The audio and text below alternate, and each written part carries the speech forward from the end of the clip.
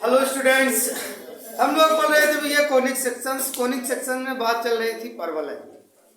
तो परवलय में ही बात अभी कुछ बची हुई थी। अभी बीच में कुछ क्वेश्चंस का सिलसिला आ गया था और एक दो कॉन्सेप्ट हैं, आज इसको पढ़ा करके और इन पर बेस्ड क्वेश्चंस बता करके आगे बढ़ चलेंगे। हम लोग इलिप्स पे चलेंगे। इलिप्स बोले तो दीर्घवृत्त।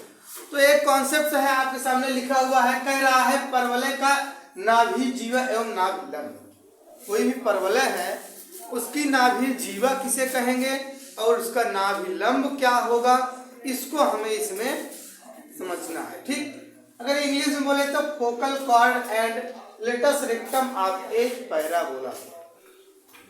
क्या बोलेंगे भैया? Focal chord and latus rectum of a parabola. ठीक, तो थोड़ा सा समझिएगा कायदे से। ठीक, सबसे पहले मान लो जैसे कोई परवलय है, पैराबोला है। ठीक, आप लोग जानते हो कि मान लो कोई बिंदु यहाँ पर P है, x, y, और यहाँ पर कोई बिंदु है, या मान लीजिए यहाँ कोई बिंदु है। ठीक, तो ये क्या हो जाएगा? मान लीजिए यस है। ठीक, a, 0 कर दे रहे हैं और इस पर एक लाइन खींची गई। ठीक, और इस पर तो परवलय डिफिनेशन से आप जानते हैं ये क्या होते हैं? बराबर। ये दूरी बोले तो PM और PS बराबर होते हैं। ये क्या है? PM और PS क्या होती हैं? बराबर होती है। अब थोड़ा सा हमको आपको समझना है कि हम यहाँ पर नाभि दूरी किसे कहेंगे और नाभि जीवा किसे कहेंगे और नाभि लंब जीवा किसे कहेंगे। ठीक, थोड़ा सा आपको समझना है। सबसे पहले नाभि दूरी। ठीक, समझ लीजिए नाभि दूरी क्या होगा? किसी परवलय पर स्थित किसी बिंदु P से उसके नाभि तक की दूरी को हम नाभि दूरी कहेंगे। ठीक, परवलय पर स्थित किसी बिंदु P से उसकी नाभि तक की दूरी को हम नाभीय दूरी कहेंगे। ठीक, और समझो नाभीय जीवा किसे कहेंगे? नाभीय जीवा किसे कहेंगे? परवलय पर स्थित किसी बिंदु और नाभि से होकर जाने वाली जीवा को हम क्या बोलेंगे? नाभीय जीवा बोलेंगे। या आप ऐसा बोल सकते हैं कि परवलय की नाभि से होकर जाने वाली रेखा को हम नाभीय जीवा कहेंगे। दैट्स एग्जांपल मान लो आपको हम बताते हैं।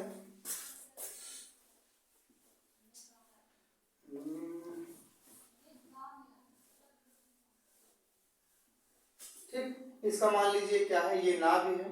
ठीक, और इस पर कोई बिंदु ये P है, ये नियता है, इससे कोई दूरी भी। ठीक, ये P से यहाँ तक की दूरी। ये मान लीजिए कुछ भी हो गया, मान लो हम इसको कह दे रहे हैं Q, ये यस है, A, 0। तो P से Q तक की दूरी क्या कहलाती है? नाभीय जीवा। ठीक, ये क्या कहलाएगी? नाभीय दूरी कहलाएगी। ठीक, ये क्या कहलाएगी? नाभीय जीवा कहलाएगी। ठीक, अब बात करेंगे नाभि लंब जीवा किसे कहेंगे। ठीक, नाभि लंब जीवा किसे कहेंगे? इसकी डिफिनेशन बता रहे, जैसे हम ये बता रहे वैसे सेम डिफिनेशन होगी। नाभि दूरी किसे बोलेंगे? परवलय पर स्थित किसी बिंदु P और उसके नाभि के बीच की दूरी को नाभीय दूरी बोलेंगे। नाभीय जीवा किसे कहेंगे? परवलय पर स्थित किसी दो बिंदु और उसकी नाभि से होकर जाने वाली रेखा को नाभीय जीवा बोलेंगे। ठीक, अब नाभि लंब जीवा किसे बोलेंगे? ये थोड़ी सी कंडीशंस है। ठीक, थोड़ा समझिए। मान लिया एक परवलय ये हो गया। ठीक, शायद दिख रहा होगा आपको। इस पर कोई बिंदु P है, x, y कह दिए। कोई बिंदु मान लो यहाँ पर Q है, जिसे मान लो हम कुछ भी कह सकते हैं।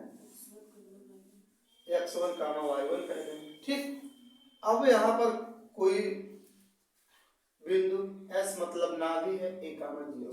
अब यहाँ से कोई अगर रेखा खींचे तो ये क्या कहलाएगी, नाभिलंब जीवा। अब आप लोग समझ रहे होंगे सर नाभिलंब जीवा और नाभि जीवा में अंतर क्या है।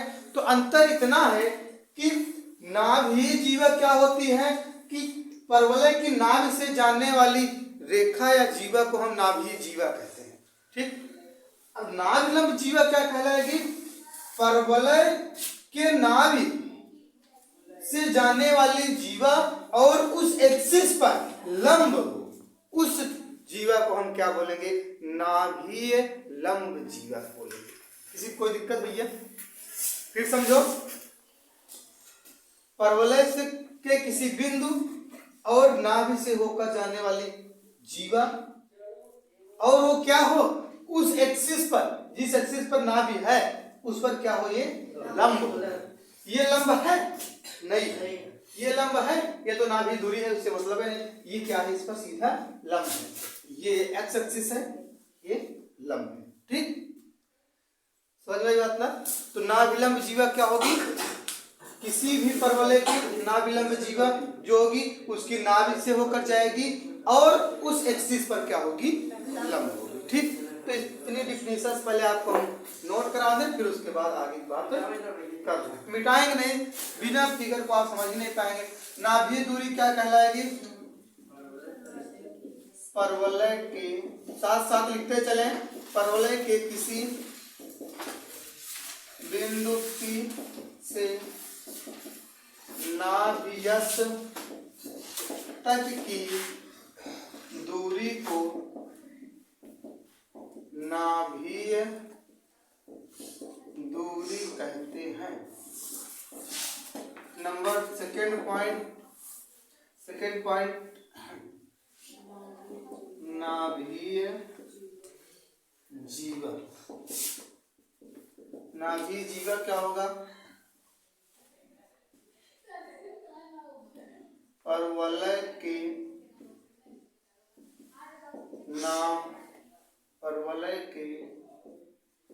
नाभि से होकर जाने वाली रेखा नाभीय जीवा कहलाती है। ठीक, और अगला समझो, थर्ड पॉइंट क्या है, लिखो, नाभिलंब जीवा। तो नाभिलंब जीवा क्या हो जाएगा भैया कि परवलय के नाभि से, परवलय के नाभि और उस अक्ष के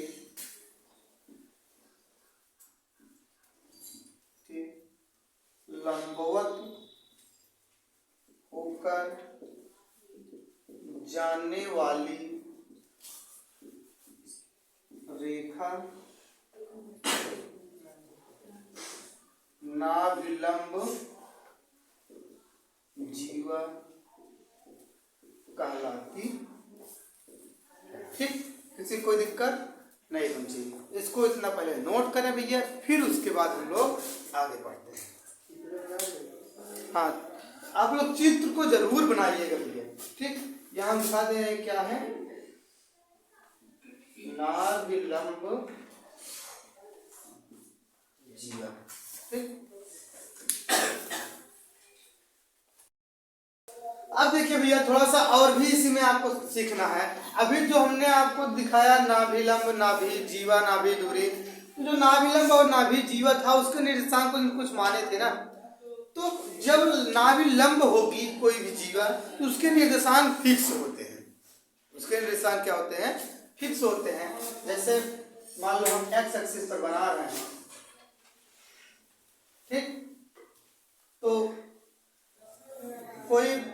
पॉइंट यहाँ P है, तो इसका निर्देशांक क्या होगा, ये दूरी कितना है a कामा 0 है, ठीक। ये क्या होगा a कामा 2a, मतलब इस पर 2a, y पर कितना चलेगा 2a। अब वैसे नीचे आएंगे तो हाँ ये क्या हो जाएगा a कामा माइनस 2a, ठीक, समझे। तो ये इसके निर्देशांक फिक्स होते हैं। इसी तरह से y में बनेगा तो y का कुछ इसी तरह से चेंज हो जाएगा क्राइटेरिया, x एक्सिस पर है x पे बनेगा, निगेटिव में आएगा तो निगेटिव में हो जाएगा, ठीक। y पॉजिटिव रहेगा तो y पॉजिटिव और y निगेटिव रहेगा तो y निगेटिव में, ठीक। तो थोड़ा सा जब इसका निर्देशांक ये हो गया तब अगर इसके बीच की दूरी को निकालेंगे तो क्या आएगा, क्या कभी आपने गेस किया? इधर देखिए,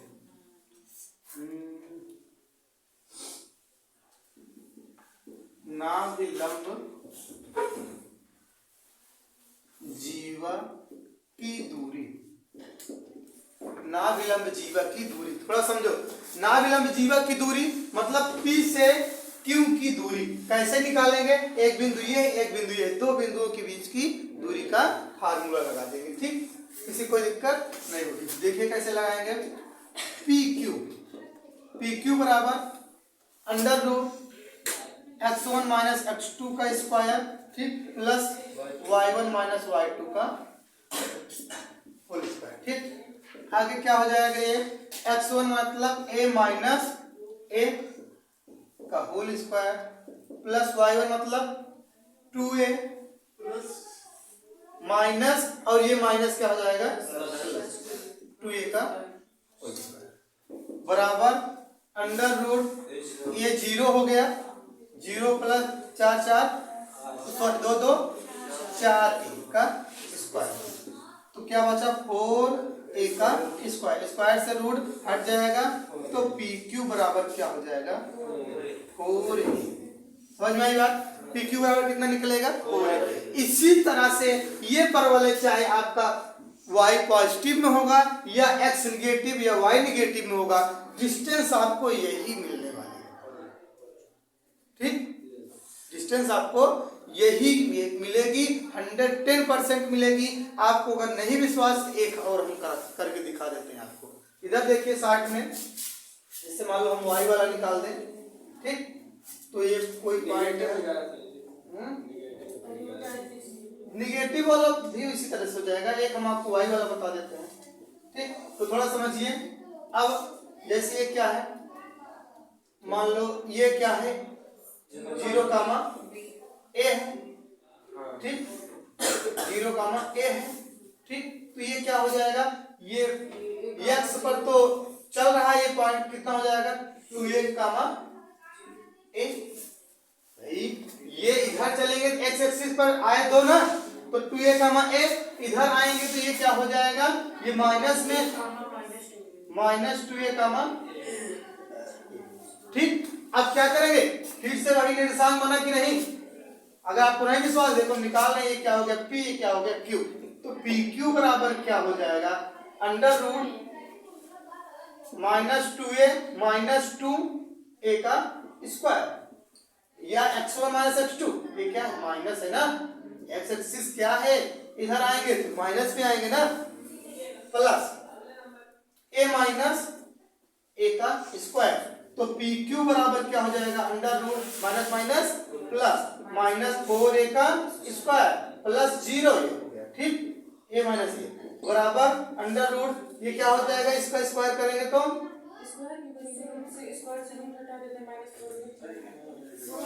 4a बचेगा, समझे। इधर देखिए क्या करेंगे, तो 16a स्क्वायर, ठीक, तो पी क्यू बराबर क्या हो जाएगा, इसका वर्ग बनाएंगे तो 4, इसका बनाएंगे तो 1, क्या हो जाएगा 4a। किसी कोई दिक्कत, शायद आपको दिखाई नहीं दिया, हम फिर से बता रहे हैं। इधर देखिए, नीचे देखिए, इसका बता रहे हैं, ठीक। तो क्या हो जाएगा अगर दिखाए पी क्यू का, तो 1 मिनट,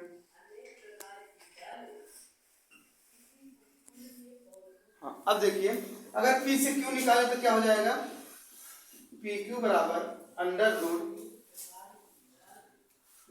-2a -2a का स्क्वायर प्लस a -a का स्क्वायर अंडर रूट -4a का स्क्वायर प्लस 0, तो 4 चौका 16a स्क्वायर, PQ बराबर क्या निकल जाएगा 4a। ठीक, तो इस तरह से ये PQ भी मतलब y पे जब बना परवलय, इसका समीकरण क्या है, इसका समीकरण तो यही है ना, x² = 4ay। इसी तरह से आप इस तरफ जो बनेगा -4ay उसका भी यही निकलेगा, निगेटिव में बनाएंगे x वाला उसका भी निकलेगा। तो कहने का मतलब हम ये बोलेंगे कि जो नाविलंब जीवा है इसकी लंबाई सदैव क्या होती है 4a होती है। ठीक, तो क्या लिखेंगे नोट पॉइंट में, आप साथ साथ हम नोट करते चलें, शुरू से उतारें। अब तो हम परवलयों x² = 4ay, x² = -4ay, y² = 4ax and y² = -4ax के नाविलंब जीवा की लंबाई 4a होती है। ठीक, किसी को दिक्कत 4a होती है। नाविलंब जीवा की लंबाई क्या होती है 4a होती है। इस तरह से ये कॉन्सेप्ट आपका परवलय का नाभि जीवा एवं नाभिलंब पूर्ण हुआ। तो इसको आप नोट करेंगे, इस पर बेस्ड एक क्वेश्चंस आपको बताते हैं, फिर उसके बाद हम लोग आगे कॉन्सेप्ट को सीखेंगे।